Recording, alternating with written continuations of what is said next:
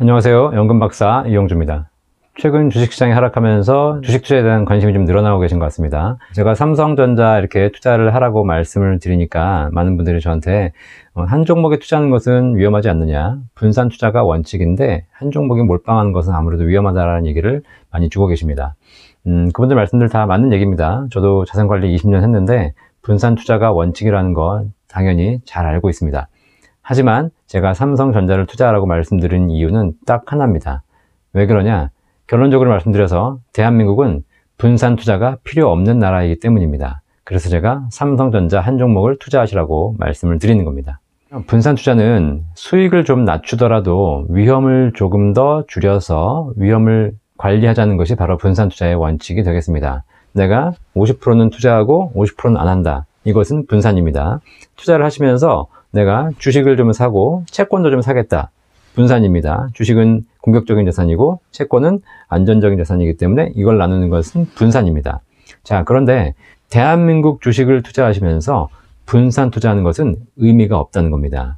내가 분산하기 위해서 종목을 여러 개 사는 것, 그 다음에 또 뭐 인덱스 펀드랑 일반 펀드를 가입하는 거, 그 다음에 조금 더 분산하시겠다고 ETF 아시죠? 그래서 전체 평균을 따라가는 것이 바로 ETF입니다. 자, 이런 ETF를 하시는 것도 사실상 큰 분산 효과가 없다라는 거죠.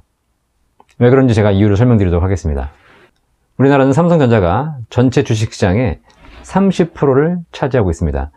그 얘기는 한 종목이 전체 시장의 3분의 1이라는 거죠. 삼성전자와 연관된 삼성 계열사라든가 비슷한 협력사들까지 따지면 거의 시장의 40%, 많게는 절반 가까이가 삼성 관련 회사가 아닌가라는 생각이 들 정도입니다. 무슨 얘기냐면 대한민국 주식시장은 한 종목에 의해서 좌지우지되는 시장이라는 거죠. 정상적인 시장이 아니라는 겁니다. 대한민국 시장은 이미 기형적인 시장입니다.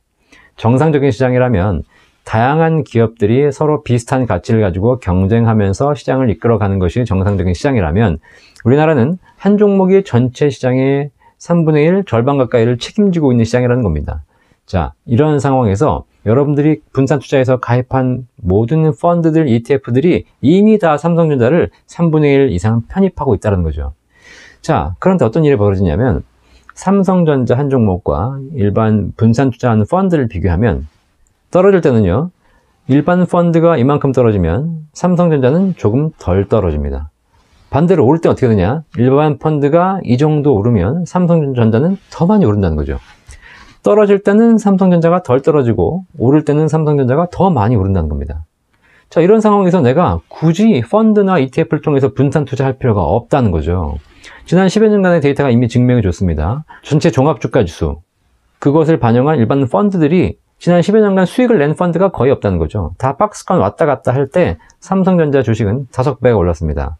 무슨 얘기입니까? 내가 분산 투자한 것보다 삼성전자 한 종목에 투자하는 것이 훨씬 유리했다는 거죠. 왜 그러냐? 분산 투자를 하는 순간 여러분 포트폴리오에 어떤 종목이 들어오냐면 분산도 하겠지만 사실상 우리나라에서 들어오지 말아야 될 종목, 이상한 종목들, 안 좋은 종목들, 잡주까지 여러분이 편입하시게 된다는 거예요. 반 1등이 열심히 공부해가지고 성적 올려놨더니 반평균 올려놨더니 공부 못하는 애들이 들어와가지고 반평균 깎아먹고 있는 거죠. 여러분은 포트폴리오에 이상한 종목들이 들어와서 여러분 평균을 깎아먹고 있었는데 오히려 내가 삼성전자 한 종목을 투자하면 더 많은 수익을 볼 수 있었다는 겁니다.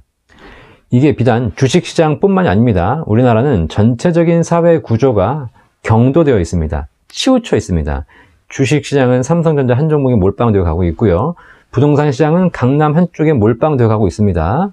학교 교육도 마찬가지입니다. 학교 교육도 입시를 준비하는 모든 고등학생의 목표가 뭐죠? 다양한 재능이 아니라 거의 대부분의 학생의 목표가 스카이의 의대 법대예요. 그렇기 때문에 사회 전체가 1등을 추구하고 있고 하나만 보고 가고 있기 때문에 전체적으로 분산이 의미 없는 사회가 되어버렸다는 거죠. 물론 잡주를 투자한 것에 비해서는요, 분산 투자한 것이 조금 더 유리하겠죠. 하지만 분산 투자를 하는 것보다 1등 종목인 삼성전자 한 종목에 집중하는 것이 오히려 더 안전하면서 더 수익이 높은 투자가 되는 사회라는 겁니다. 대한민국은 한 줄에 매달려서 올라가는 엘리베이터입니다. 이 엘리베이터 자체는요, 삼성전자라는 한 줄에 매달려서 올라가고 있어요. 자, 그런데 엘리베이터 탄 사람들이 엘리베이터 안에서 나는 분산 투자하겠다고, 나는 위험을 줄이겠다고 3줄, 4줄 다양한 줄을 잡고 있어요. 자, 엘리베이터 자체는 한 줄에 매달려 올라가고 있는데 그 안에서 3줄, 4줄 분산해봐야 무슨 의미가 있겠습니까? 되게 우스운 일 아닙니까? 지금 최근에 보시면 자산관리에 대한 서비스가 늘어나고 있습니다. 특히 해외에서 자산관리 잘 하시는 분들이 우리나라 오셔가지고 자산관리도 열심히 하고 계시는데요. 단적으로 말씀드리면 우리나라는 자산관리가 필요 없는 나라입니다. 예, 자산관리가 필요 없다는 것이 아니라 대한민국에서 필요 없다는 겁니다. 자산관리 하시는 분들이 실력이 없다는 것이 아니라 그 실력을 발휘할 만한 시장이 아니라는 거죠. 대한민국은 하나만 결정하시면 돼요. 삼성전자를 할 것이냐 말 것이냐가 투자의 결정이지 다양하게 분산 투자하는 것이 대한민국 시장에서는 의미가 없다는 거죠.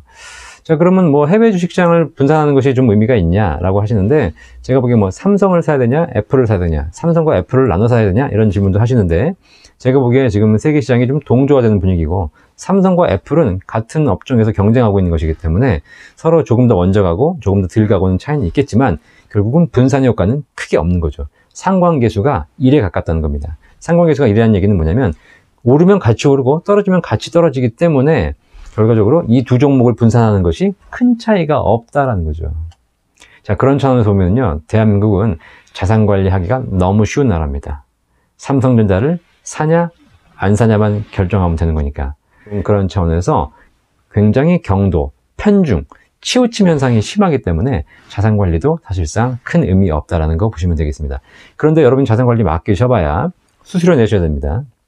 그쵸? 예. 수수료를 냈으면 더 좋은 수익률이 나야 되는데 단기적으로는 수익이 좀 높을지 모르겠지만 결국 시간이 지나놓고 보면 결국 삼성전자 수익률을 따라가기도 쉽지 않다라는 겁니다. 자, 그렇다면 내가 뭐하러 자산 관리를 맡기죠? 삼성전자라는 그냥 개별 주식을 사시면 수수료도 없지만 세금도 없습니다. 한 종목을 3억 원 이하로 보유하시게 되면 우리나라는 양도소득세도 없거든요. 자, 그러면 수수료도 없고 세금도 없이 더 수익률도 좋아요. 그러니까 여러분들은 그걸 할 것인가 말 것인가만 결정하시면 되는 거죠. 자, 이렇게 말씀드렸더니 마치 삼성전자가 모든 것인 것처럼 막 불나방처럼 이렇게 달려들어서 투자하시는 분들이 최근에 늘어나시는 것 같은데요. 제가 그렇게 투자라는 말씀은 절대 아닙니다. 투자를 제대로 하셔야 된다는 거죠. 진짜 주식을 투자를 하실 생각이 있으시면 제가 올려드리는 수많은 영상들이 있습니다. 왜 해야 되는가? 왜 하지 말아야 되는가?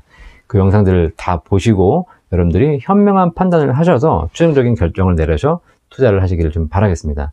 그리고 투자하신다고 했더니 뭐 집 팔아서 빚내서 연금 깨서 뭐 이래가지고 다 갖고 와서 투자하시는 분들 계신데 절대 안 됩니다. 그것이 왜 안 되는지 제가 다음 영상에서 말씀드리도록 하겠습니다. 자, 강의 들으시면서 궁금하신 내용이나 상담이 필요하시면 언제든지 연락 주시면 제가 상담해 드리도록 하겠습니다. 감사합니다.